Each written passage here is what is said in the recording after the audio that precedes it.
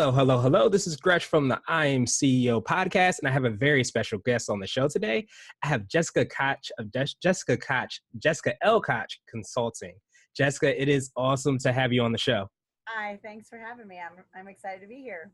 Awesome, awesome, awesome. Well, what I wanted to do was just read a little bit about all the awesome things that Jessica's been able to accomplish and been able to do, so you can get a little idea of all the great things that she's been able to do. And Jessica Koch has been named a national sales and marketing professional for more than 25 years. She has spent the last 10 years working with the consulting company, expanding the company's industry to include national government accounts, Fortune 500 companies, national power utilities, hospitals, and universities and colleges. Prior to working with the consulting company, she worked with a marketing firm where she interviewed, hired, and trained a sales team for Fortune 1000 business-to-business promotions, including Washington Gas Energy Services, Verizon, and Disney. She oversaw and assigned territories, and her team was consistently the top sales producer of the company. She has traveled and lived in numerous states throughout the country, as she is the daughter of a retired Navy service member.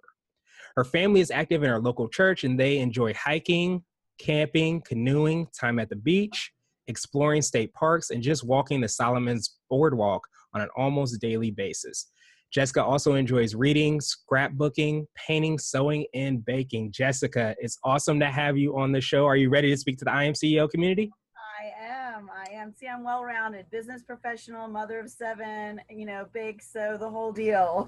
Exactly. Exactly. Yeah, we have to have all that on there so we make sure we know exactly who you are. So what I wanted to do, which could you expound a little bit more upon your bio and tell us a little bit more about your CEO story and what led you to get started in your business?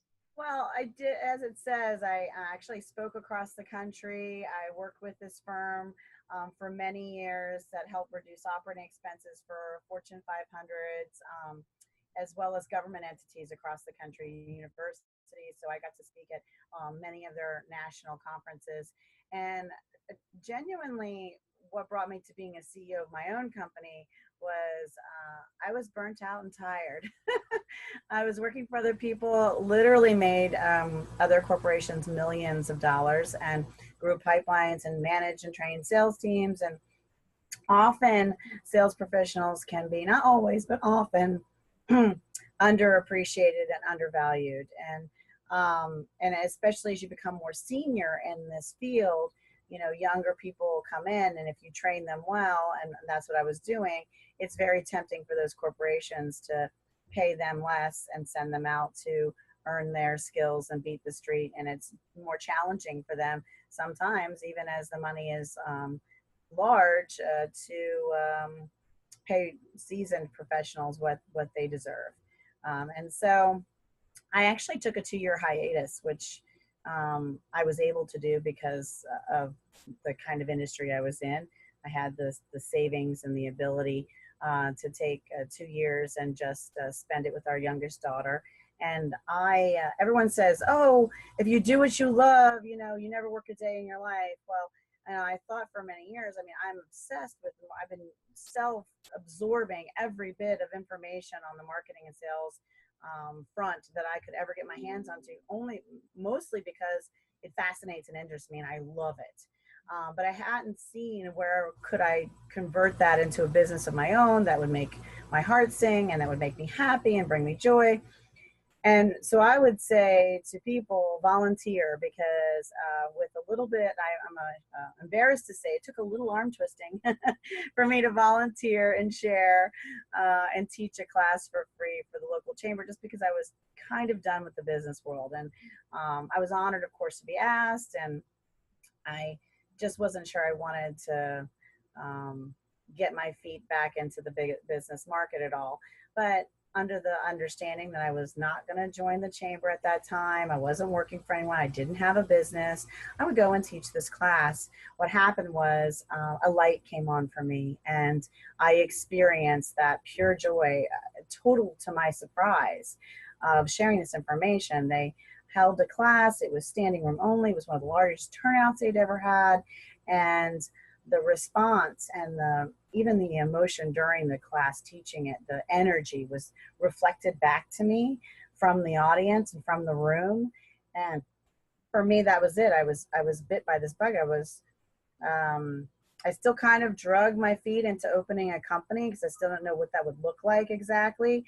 But again, I got asked because of the response from that to speak at a women's conference that had over 100 women attendees. I was on a panel.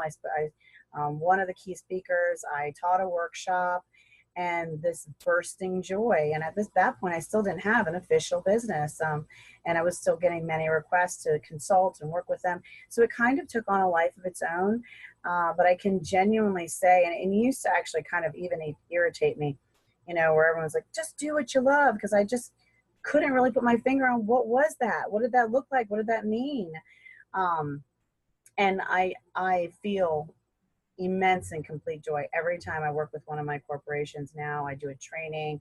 I'm developing some training videos. If I do a webinar, when I teach a class, I am bursting with joy. I mean, to the point of butterflies, excitement in my stomach that we're going to do this again, not from fear or nerves, but because I'm excited we get to do this again. So right. I think that's kind of, my story found me almost.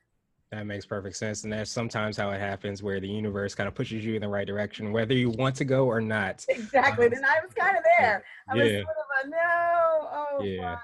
Okay. I'll do it. That's right. So I guess, could you tell us a little bit more about what exactly you do? What are your products and services for your business? Often what happens is the door is open because for all these years, almost from the inception of LinkedIn being on as a being usable platform, I have been on. I think I came in just a few years of their inception right after, and so I often start with training a corporation how to use LinkedIn, and I use that sort of as a social hub because it ties into Facebook and Twitter, and then so I do some LinkedIn specific trainings and webinars, and I'm developing some training videos. But the other thing I'm providing companies is, like I said, a lot of times my introduction to that company is because of LinkedIn. But what I'm formatting is helping them link into multiple platforms with their content efficiently. We're developing a marketing and sales plan, a sales and nurturing system and cycle, a follow-up process that's more uniform. I'm working with several companies that have locations in 5 different states and many locations, and helping them just develop some cohesiveness, and so that there's a little bit easier accountability for the sales manager. These are things I designed and developed as I was doing the job for other corporations. So I kind of honed it and fine-tuned it, and I've done a lot of research on the psychology of a sale, what moves people to action, how does this look like. So we're building marketing content plans as well to hook into several, usually between 5 and 8 platforms is what I suggest to clients depending on their industry. I help them set those up. I help them have cohesive branding, even though I'm not a branding expert, so to speak, just helping them get those in place so that they can run with it from there. And then working with their sales team is some of what I've been providing. And then I do a little bit of government sales because I worked a lot with counties and cities and states and universities and the local government, not federal. So I have several clients where I've been helping them prepare a marketing plan and system and training their team how to approach those government sales as well. I kind of have several different kind of niche skills and services. And then I do some just one-on-one with your local realtor or insurance person who's on commission, who genuinely wants to grow their sales for themselves because they have such an invested interest in it being commission-based. And starting again with LinkedIn and then building them a content marketing plan and a sales strategy. And I've been blessed, I feel, to also work with procurement officers. So I was hired by an association to do webinar and trainings for this. This association has 15,000 of our country's leading purchasing agents for government across the country. And I'm speaking at their annual conference in Tennessee in August. So I'm getting to develop some unique trainings of how they can be an industry expert because they're not looking for a job or trying to grow their sales, but how to position themselves as an industry leader, as well as how those agencies, so those cities and counties and organizations, can use LinkedIn and social media platforms together more cohesively to communicate and collaborate with their local communities and even other communities, so that they can make things even better for the citizens right in their region. So that's kind of exciting. I'm a bit of a trailblazer there. There's not a lot of programs up to date or developed on that topic for local government using social media. Well, they're several years out of date. So what I'm building is kind of huge and cutting edge. So I'm excited about that too. That's awesome. That's awesome. Yeah, it seems like people kind of look at the social media sites, not really sure exactly how to leverage them and how to use them, but it seems like you're creating that strategy, or at least helping the people to think strategically about what it is that they're using, and then also putting together kind of a strategic plan so that they can leverage it to reach their goals. So I wanted to ask you a little bit more about you and your business. Like, what do you feel like makes your business and yourself unique? What's your kind of unique selling proposition, so to speak? Well, I think one of the things that I do uniquely, I don't know about it being a selling proposition, but it speaks to who I am, and it tends to actually attract clients. I haven't actually had to pursue a lot of these opportunities. They've come to me, which is very unique and a little bit of a shocker for me from a sales professional, because I have learned to beat the streets, follow up, be professionally persistent and not pesty, like ride the line. It's a occupational hazard, right? Um, but I think one of the things is my voice speaks loudly on, and this is how I started, is volunteering my time. So I'm doing a big event it's a big workshop. We have filled and sold out tickets for a room coming up this Friday in the local library, where I'm teaching a workshop, and the benefit is for the Nonprofit Alliance and for the Chamber Scholarship Fund. So the chamber has blasted it. All the registration takes place there because their scholarship fund is going to benefit. The Nonprofit Alliance has blasted it throughout all internally and all their nonprofits. The nonprofits are coming for free, but the business professionals that come are paying, and then the proceeds are going to support this organization. And I've done many of those types of free trainings, free speaking events, and I think that has opened the door. So one of the unique things I teach is reciprocity and what I call cause marketing. And I encourage every client that I work with, based on their level of comfort and what organization or cause is important to them, and to incorporate that in their marketing plan, not to take advantage of, oh, we're going to share, so you should work with us, but because when we as organizations and business and companies, and even for myself, I talk the talk and I walk the walk. When we give, it allows, I feel like our hands are wide open, and it allows for us to receive. And business just comes because, if you do the research, there's a lot of competition for about every industry out there. And as humans, the idea of a sale and obtaining a client is moving them to action. And one of the things that individual, from the psychology of a human being, evaluates is, are they connected to something bigger than both of us, that speaks to me?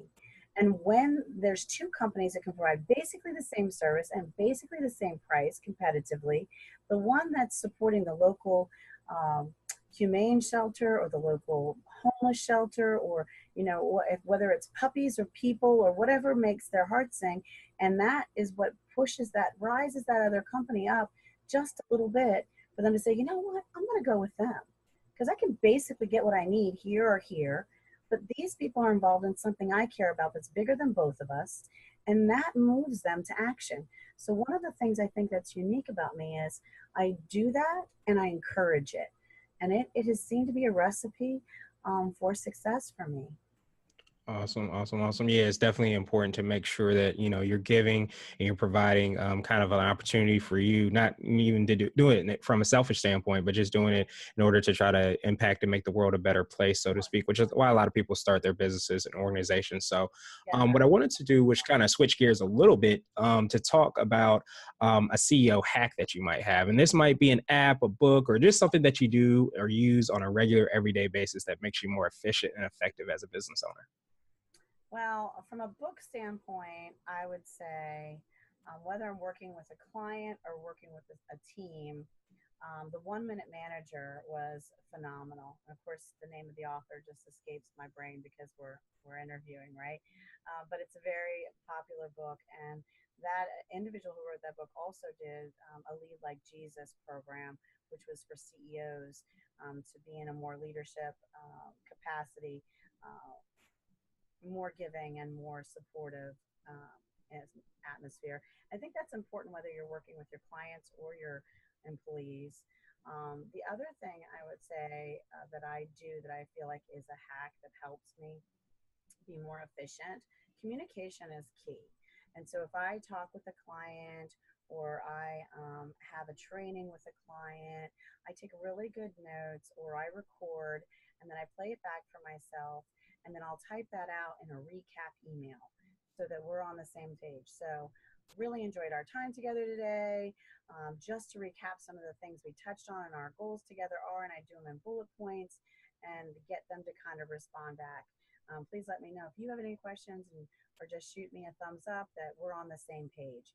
Because then you have something, not only are you communicating well, but it's sort of like when they tell you to say, what I hear you saying is, we're regurgitating what we believe from our perspective, and we're kind of getting the thumbs up. So if you do end up with a client that's more challenging, and some of them, all clients are wonderful, but some of them are going through things in their business, in their life, or whatever. And so it can come back and reflect or seem that they're more challenging. But some of that's communication. So if we have that in writing and we're able to gently and professionally push that back to them and say, I totally hear what you're saying. I want to make sure I'm serving you to the best of my ability. If you could just look at I'm going to re-forward you this email. These are the things I was working on based on where I thought we were at the same page. I'm happy to adjust that. So you sort of have that as a bit of a shield or some armor to keep you at the top performing professional as you are, but to still please your client. I think that's a great life hack, business hack. I do it with personal things as well. So if I'm dealing with a family member or a situation that is not business related, and we're in any of our communications via email or even texting, I'll say, this was a great relationship. This is where I think that our plan is, and I'm looking forward to whatever it is we're doing next. Because just having that written trail can be very valuable. Yeah, it makes perfect sense. And I mean, a lot of people forget about the communication part, realizing that it's also listening, regurgitating, kind of taking in the information, but being able to speak is part of it, but also being able to listen, make sure that you're understanding exactly what people are saying is huge. So I think that's a phenomenal CEO hack. So I want to ask you for a CEO nugget now. Now, this might be a word of wisdom or a piece of advice, maybe even something related to LinkedIn that you have that you can give to other entrepreneurs and business owners to be more effective and efficient. I'm going to be a bit repetitive, but I think it's the best way. We grow up being trained, and I I taught my children this, and many of us grew up hearing, you can be anything you want, and you can change the world, and you can make a difference. I would challenge people to really think carefully about that piece of reciprocity and what in the community they can get involved in on whatever level. Or sharing their knowledge about something. I'm constantly on a soapbox of it's so simple to write an article on LinkedIn. And when you take the time to write an article on LinkedIn, you insert a photo quickly, you put a headline, you can insert a video, you can do a voiceover video with a PowerPoint very simply to do a training.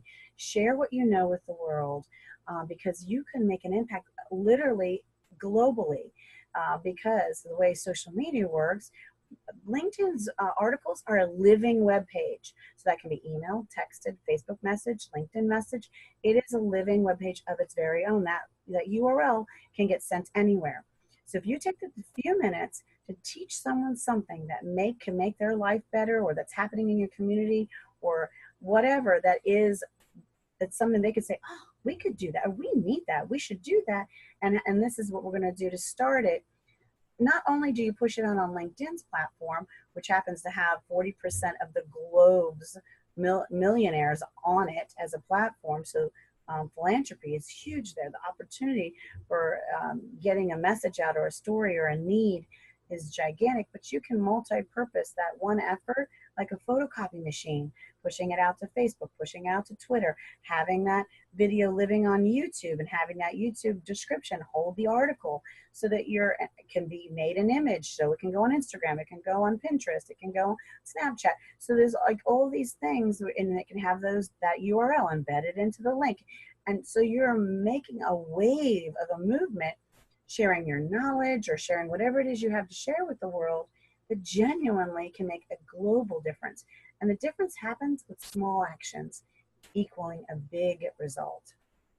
So I would encourage people to write articles for 1 month for your business and 1 month for something greater than you, or just sharing your knowledge with something that could impact something greater than you. I think that will attract both business, but I think it's most important why we're here. Yeah, no, you're absolutely right, and it's incredible. Like how you talked about, being altruistic, making sure that you're giving, but being able to use these social media sites like LinkedIn to be able to do that, because they carry such a large reach to be able to touch people across the globe, like you mentioned. So I think that's a phenomenal kind of CEO nugget that a lot of entrepreneurs and business owners can take into account. So kind of the last question that I wanted to ask you was really your definition of being CEO. Like on this podcast, we're hoping to get different types of quote unquote CEOs and kind of redefine exactly what that means. So I wanted to ask you specifically, what does that mean to you? So for me, it's going to be cheesy and cliche, but it really does mean time freedom for me. I get to plan how this corporation is going to grow. In that strategy and in my personal plan, I'm doing it so that um, my success is not going to 100% be leveraged to my time. So I'm not going to be trading time for money. That is not the plan for me. Some of it is because that brings me joy and I want to interact with clients. But when you do things strategically, you genuinely, as a CEO, have the ability to decide when you're going to work and when you're not going to work. What do you want your income to look like? How do you make that happen? And does that involve you? And can you make it happen so that it's not always involving your direct interaction, by fostering a good team, by having, for me, it's by having some products that will be launching in this end of the summer where it's video and they're going to be able to click and buy. So they'll be able to receive the training and all the great things that I have to share for really reasonable prices to better themselves, their life, their business, depending on what training they decide to take. So there's different things that you can do as a CEO that give yourself freedom. And I think that for me is the most important about owning my own company. And also being able to leave it as a legacy for my children. So whatever I build here, I'm willing to my children. I know there's some other business opportunities that have that willable clause, which is fabulous, but I feel like that's a big check mark for me on what's important, is having that ability to build something that I leave to my children. I love it. I love it. It's quote unquote cheesy, but it hits home and it's perfect. And a reason why a lot of people start a business. So I definitely think that's a phenomenal kind of insight and definition of what it means to be a CEO. So Jessica, I wanted to thank you so much for taking some time out of your schedule. I wanted to kind of give you the mic or the floor, so to speak, so you can give us anything additional, whether it be word or wisdom, piece of advice, or tell us anything additional about your business. And then how people can get a hold of you. So I have one quote. So this is the Jessica Koch quote, and it came because I was the mother of so many children. Now is later sooner. I always got oh, Ma, I'll do it later. So now is later sooner, so do it now. And that's a great quote from Jessica Koch, if I do say so myself, right? And they can find me at my website, jessicalkoch.com. And I will make sure that you have that so you can put it wherever it needs to go. Connected to this podcast, I am doing the class in Prince Frederick on Friday, but on my site very soon we'll be updating and have other places you can hear me speak live, where I'll be available, and the products will be releasing coming up. And I'm planning on next year as well as this year traveling and getting to speak at national conferences throughout the country. So I'll make sure you can, where's Waldo? It'll be a little where's Jesse. There you go.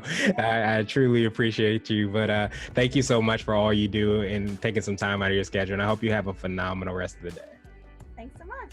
I loved it. It's great.